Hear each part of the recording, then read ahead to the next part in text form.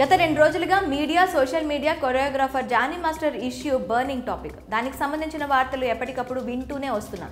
Johnny master assistant choreographer Jani మాస్టర్తో పాటు అతని భార్యపై కూడా కేసు పెట్టిన విషయం తెలిసిందే. జానీ మాస్టర్ భార్య ఆయిషా కూడా ఆమెపై దాడికి పాల్పడిందని మహిళా కొరియోగ్రాఫర్ ఫిర్యాదు చేసింది.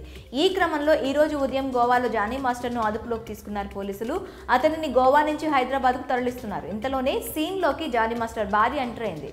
నార్సింగ్ పోలీస్ స్టేషన్కు వెళ్లిన ఆయిషాను మీడియా చుట్టుముట్టింది. వారు అడిగిన కొన్ని ప్రశ్నలకు ఆయిషా మీడియాపై మండిపడింది. దానికి సంబంధించిన వివరాలు ఇలా ఉన్నాయి. ఈ వివాదం మొదలైన తర్వాత మొదటిసారి జానీ మాస్టర్ భార్య కనిపించింది. అది కూడా సరిగ్గా జానీ మాస్టర్ అరెస్ట్ అయిన కొద్ది గంటల్లోనే ఆమె నార్సింగ్ పోలీస్ స్టేషన్కు రావడంతో ఈ కేసుకు సంబంధించి మీడియా ఆమెను మాట్లాడించే ప్రయత్నం చేసింది. తన భర్త అక్కడే ఉన్నాడని ఫేక్ కాల్ రావడంతో ఆమె పోలీస్ స్టేషన్కు వచ్చానంటూ చెప్పుకొచ్చింది. అంతేకాకుండా తన భర్తను చూపించాలంటూ హంగామా చేసింది. అసిస్టెంట్ కొరియోగ్రాఫర్ ఇచ్చిన కంప్లైంట్లో మీ పేరు కూడా ఉంది కదా, దానిపై మీ స్పందన ఏంటి అని మీడియా ప్రశ్నించగా వెంటనే ఆమె మీడియాపై ఫైర్ అయింది. నాకే కెమెరాలు పెడతారా, మీ అందరిపైన కేసు పెడతానంటూ అందరినీ బెదిరించింది. దీంతో ఇప్పుడు ఆమెపై కూడా అనుమానాలు వ్యక్తమవుతున్నాయి. ఈ కేసుతో ఆమె కూడా సంబంధం ఉందా లేదా భర్తను కాపాడుకోవడం కోసం ప్లాన్ చేస్తుందా అని ఇలా రకరకాల సందేహాలు వ్యక్తమవుతున్నాయి.